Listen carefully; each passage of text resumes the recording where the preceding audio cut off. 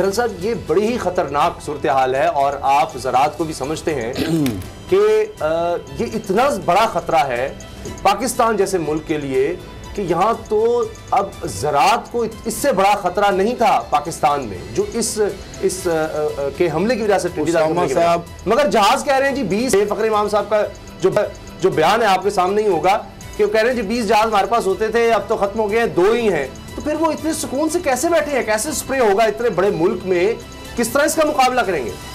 उसामा साहब, मैं तो परेशान भी हूँ, हैरान भी हूँ। और जो ज़राअत के वाले से बदकिस्मती ये है कि हमारे मुल्क के चैनल के बेशतर जो टॉक शोज़ हैं, चूँकि ज़ाहिर बात है एलीट क्लास के लोग बैठते हैं, हम गांव देहात से उठ के हैं, डोगर साहब का बैकग्राउंड, बेशक हम शहरों में आ गए हैं, लेकिन हमने मिट्टी से आए हैं। हमने अपने आबाओ अजदाद को देखा है, हमने अपने जो भी लोग हैं काम जो करते हैं वहाँ पे, जो फार्मर है, जो किसान है, जो उनकी मुश्किलात हैं, जिस तरह कहते हैं ना हमारी घुट्टी के अंदर शामिल है। लेकिन इनकी बदकिस्मती है, ना असम्बलियों में जो आवाज़ है और ना टॉक शो में कभी जो आवाज़ आई है, ये एक बदकिस्मती है। यानी मीडिया पर आएगी बात तो ही कुछ होगा कि कोई मसला है। नहीं, फिर क्या होगा? मेन स्ट्रीम मीडिया पे क्या आएगा? आपको पता है ये हमारे मुल्क के अंदर टिड्डी दिल का तो मुकाबला हम कर सकते हैं, लेकिन जो करप्शन का टिड्डी दिल है ना, उसका मुकाबला नहीं कर सकते। आप कहेंगे कैसे? खुद कह रहे हैं फ़खर इमाम साहब, क्या कह रहे हैं कि 1990 में 20 जहाज थे जी, और 17 साल बाद ये बीमार आया है हमला जी, 27 बरस बाद, 27 बरस बाद। आप अंदाजा लगाएं, 27 बरस तक ये नहीं था नहीं, और बजट भी और 20 जहाज थे।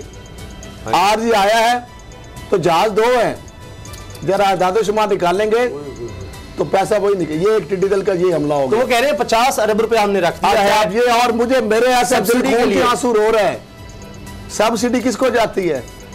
कार्टलाइजेशन को, माफिया को नहीं, मुझे किसान को, आपको मिली, डॉक्टर साहब मिलेगी। और भाई वो तो एक बड़ा खांचा है।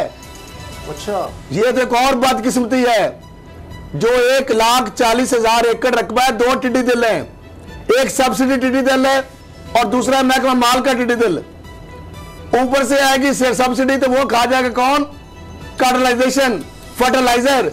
वो कहेंगे जी हम सस्ती खाद बीज देंगे, अब हमको कहानी सुनाएंगे, कहानी सुनाएंगे, एक दफा बात भी छोटी सी करेंगे 1-2 दिन के लिए, नमाइश के लिए, उसके बाद वो गायब कर देंगे, वो डबल गेट रेट पे मिलेगी। डॉक्टर साहब ऐसे ही है, 50 अरब हड़प कर लिया, छोटी सी बात, 50 अरब हड़प कर लिया आम लोगों को समझाने के लिए। इमरान खान साहब ने कभी ज़राअत नहीं की, उनका नहीं है पेशा, नहीं ठेके पर वो ठीक है, वो जमीनें तो बड़ी लीज पे जहांगीर ने ली और बड़े लोगों ने ली हैं।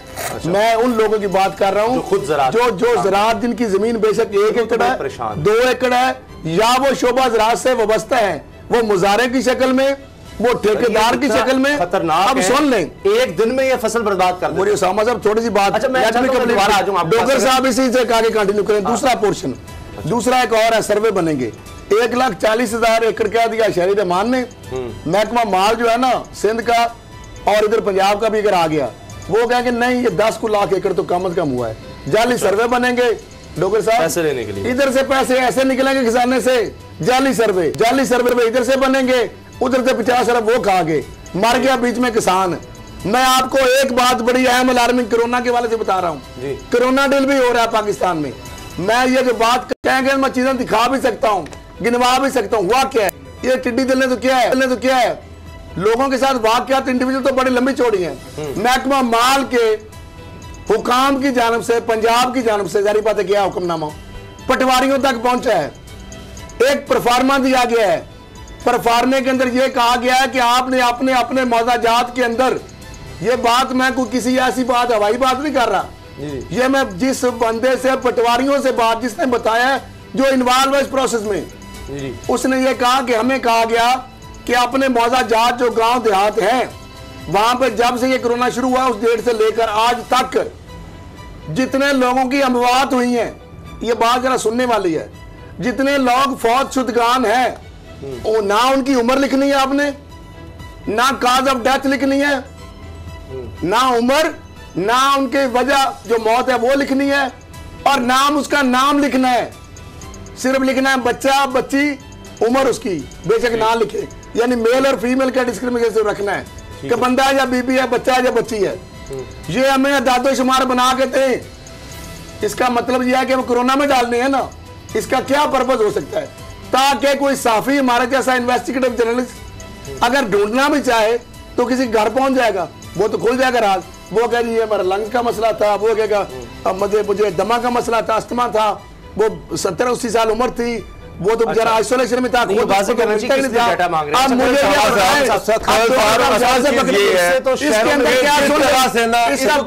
कोरोना पे कोई पॉलिसी नहीं, 25 लाख रुपया वो बंदों के नाम पे ले जाए, शर्मा पे लिया जाए। बाबर साहब कोई पॉलिसी नहीं है सर। ये पहले बताएं कितना खतरनाक हो सकता है, हम शहरों में बैठे हैं, 25 लाख पर पर्सन के हवाले से उनका हमने पैसा निकालना, खर्चा मारना है।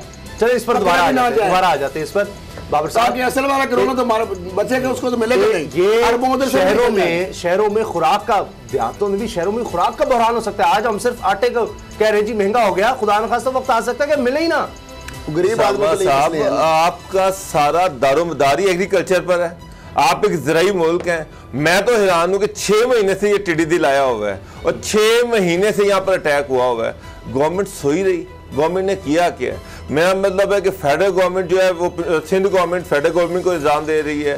फेडरल गवर्नमेंट जो थी वो सोई हुई थी, पंजाब गवर्नमेंट सोई हुई थी। आपका सारा साउथ पंजाब जो है वो टिड्डी दिल की जिद में है। आपका सेंट्रल पंजाब जो है वो कोरोना की जिद में है। हुकूमत क्या कर रही है कोरोना पे? गवर्नमेंट की आप मुझे ये बताएं कि कोरोना पे गवर्नमेंट की पॉलिसी क्या थी? वो कोई पॉलिसी आपकी समझ में आई है? यानी कि आज 2 महीने के बाद आपने पूरा पाकिस्तान खोल दिया, पूरा पंजाब खोल दिया और कोरोना अपने अरूज पर है। ये जो गवर्नमेंट के फिगर्स है ना सामा साहब, ये तो 10 दिन पुराने फिगर है, ये तो 10 दिन पुराने फिगर है। इनके आज आप कोरोना का टेस्ट दें, 8 दिन के बाद उसकी रिपोर्ट आएगी।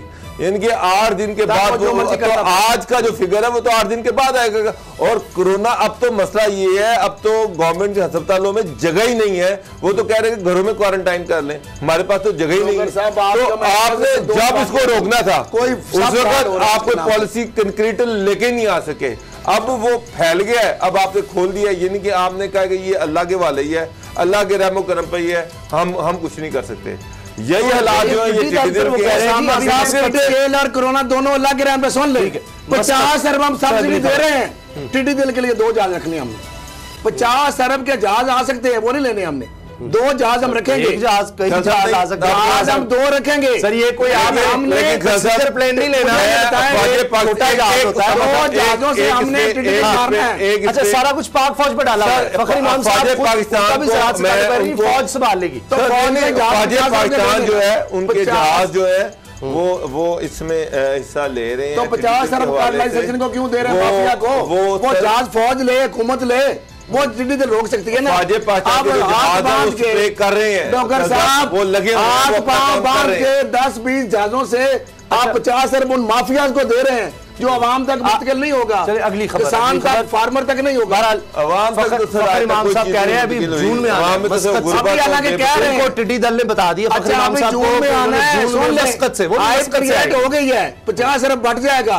जहाज नहीं लेना हमने, जून में भी आ भी रहा है, हमें पता भी चल रहा है कैसी बात है। जहाज नहीं लेना, वो कह रहे हैं ऐसे टिड्डी दिल मारेंगे। ज़राअत डिप्टी कमिश्नर और पाक ढोल बजा के मार रहे हैं, स्पीकरों के जरिए ढोल बजा के मारेंगे तो वो ढोल बजा के 50 अरब माफिया खा जाएगा।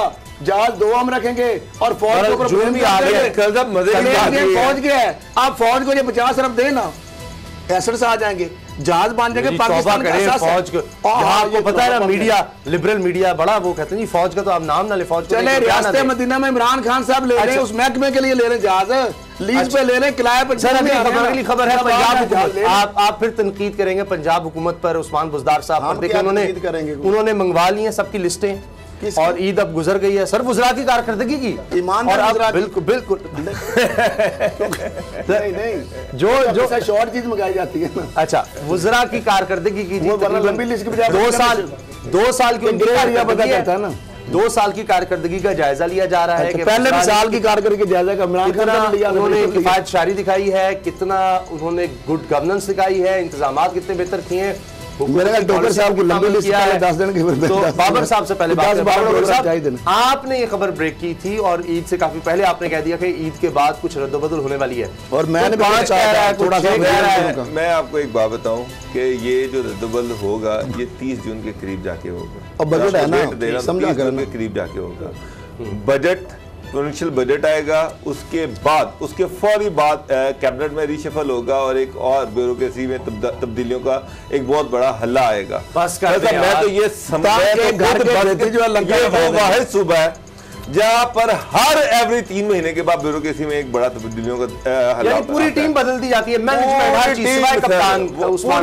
मुझे नहीं समझ आ रही कि क्या मसला है। उस्मान बुज़दार साहब जो है उनको कि वो 3 महीने से ज्यादा किसी सेक्रेटरी को टिकने नहीं, मसला उस्मान बुज़दार साहब को नहीं है सर, वो इमरान खान साहब जो ये कहते थे कि KPK में जो पुलिस मॉडल है, जो रोल मॉडल उन्होंने कहा था कि वहां पर IG इंडिपेंडेंट है और IG जो है वो सिर्फ कोई पॉलिटिकल इंटरफेरेंस नहीं है, IG अपनी मर्जी से तबादले करता है।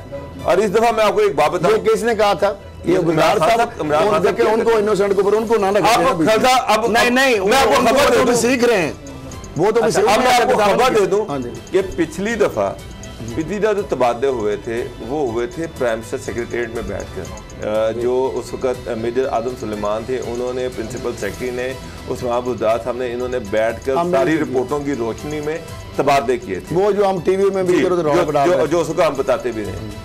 इस दफा चीफ सेक्रेटरी ऑफिस का कोई रोल नहीं है पंजाब में तबादलों के हवाले से। अच्छा, IG ऑफिस का कोई रोल है। अच्छा, सारे तबादले जो डिस्कस हो रहे हैं, सारे जो तबादले होने हैं वो चीफ मिनिस्टर सेक्रेटेरिएट में डिस्कस हो रहे हैं और यहाँ से लिस्टें बनकर चीफ सेक्रेटरी ऑफिस में जाएंगे कि आप इन लोगों को तब्दील कर। अच्छा, वो जो तबादले हो रहे हैं वाकई वो चीफ मिनिस्टर सेक्रेटेरिएट ही है, वाकई जहाँ से हो रहे हैं? बिल्कुल चीफ मिनिस्टर सेक्रेटरी। अच्छा, मतलब वाकई या वैसे ही ऐसे वो एक टाइम था कि जब चीफ सेक्रेटरी ऑफिस से तबादले हुए थे। इस दफा पंजाब में चीफ मिनिस्टर ऑफिस से तबादले मैं तरदीद करता हूं। इसमें मैं डॉक्टर साहब आपको तगड़े ऑफिसर हैं, देखिए जो भी बड़े तगड़े ऑफिसर हैं, वो आपके उस्मान बुज़दार के बहुत करीब हैं। कुछ तो एक ऑफिसर ऐसे हैं, मैं उनका नाम नहीं लूंगा, उनको तो लोग कहते हैं कि ये डिफेक्टो चीफ मिनिस्टर है पंजाब के। वो पॉलिटिकल फैसले भी करते हैं, एडमिनिस्ट्रेटिव फैसले वो इसलिए नहीं कर रहे, वो कहते हैं कि प्रोफेशनली, और वो खुद भी तब्दील होंगे, वो खुद, ताकि एक तो ज्यादा उनका भावता ना बढ़ जाए, एक तो ये भी हो सकता है, दूसरा ये है कि काम खा किसी के बारे में अच्छी बुरी हमें जिम्मेदार। लेकिन अच्छा खरल साहब, 5 वज़रा पर तलवार लटक रही है और बाबर डॉक्टर साहब ने 30 जून की तारीख भी दे दी है। अच्छा, वज़रा भी जा रहे हैं, रद्दोबदल हो रही है, सब्सक्राइब करें और बेल दबाएं ताकि कोई खबर रह न जाए।